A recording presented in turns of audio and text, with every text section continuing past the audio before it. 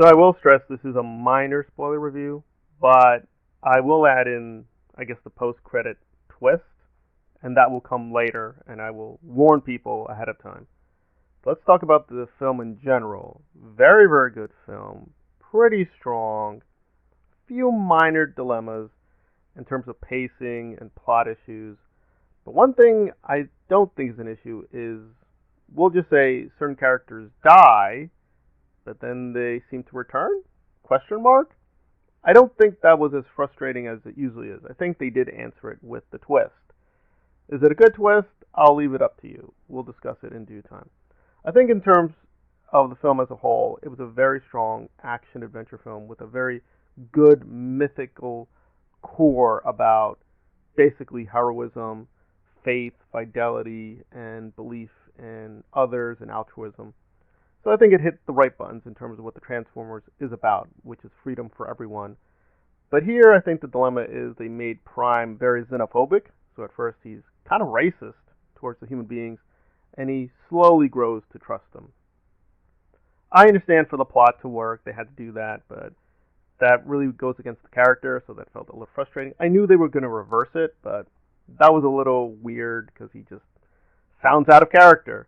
He sounds great himself. The Peter Cullen voice acting, as always, is excellent, but it just felt weird for Prime to talk like that, at least to me. So that was a little weird. But beyond him, for the most part, things lined up. I would have preferred a longer backstory, which we get at the very beginning. I'll just say that, because we do the usual problem that we start with the Autobots and Transformers, but then we get to the humans, and then it gets a little boring. But here I think it was moderate, and the humans are integrated into the story fairly well. I just would have preferred it be done a little bit more quickly and in a different manner just to get the plot going. But for the Transformers films, this was pretty moderate, because some Transformers films go on forever, and it takes a huge amount of time for the real plot to begin. And when they reveal the real plot, it's kind of like, that wasn't very good. This one was a fairly good plot. It's very basic. The Transformers and the bad guys are hunting for a key. They want the key to get back to Cybertron. So the basic gist is very basic, but rock solid. I think the performances were uniformly pretty good. I do think the main protagonist they chose, I don't hate the guy. Ramos is fine. He's very talented. But I think he was tasked with just doing too much, especially the comedy. He's just not a very good comedian. He is very convincing. So the human actors did fairly well. Of course, the star of the show should be the robots, and they did really well. I'm a little mixed on the bad guy because he was pretty strong for a while, but then he was kind of weak. I mean, in terms of the dramatic performance. He is very powerful and strong, and I was shocked at how powerful. Like, he is like just swatting the Transformers like nothing. I was like, whoa, that is insane. So that was well done. But then they gave him a few too many flaws at the end, and that was a little frustrating. And I did like the Lord of the Rings vibe they tried to have throughout the entire film. That was very interesting. That's a very new angle with the Transformers. And it does make sense because this is a very King Arthur myth. Now, I want to be very clear, Tolkien himself did not like King Arthur in his mythology, but he was respectful of the King Arthur mythology.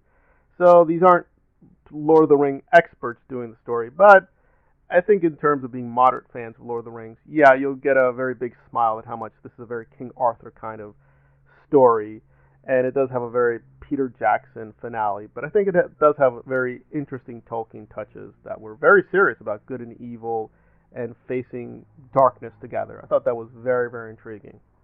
So overall, a very good experience. I did find the Power Rangers moment at the end a little bizarre. I don't hate Power Rangers, but if you like Power Rangers, yeah, they bring kind of the Power Rangers in. You'll know when you'll see it if you see the film.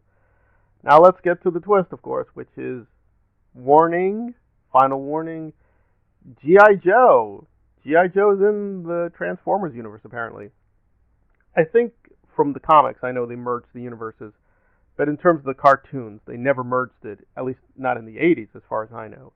I'm sure there were always hints about it, but as far as I know, canonically, they were never together. I prefer them being separate, but I understand it's a movie business, you gotta make money. And this is a good sign that Transformers is getting better, so for G.I. Joe, it is a good sign they may do G.I. Joe better. I did find only one thing a little bad about this. They say that G.I. Joe is off the books. No, G.I. Joe is on the book, so I don't know how they're going to do that. But G.I. Joe coming at the end was, yeah, that was interesting. It's not overdone.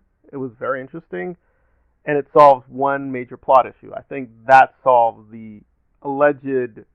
If you are a G.I. Joe and Transformers fan, you'll get a lot out of this, but you may feel a little frustration that they went through things a little too quickly and should have spent more time on certain areas, and I'll leave it there.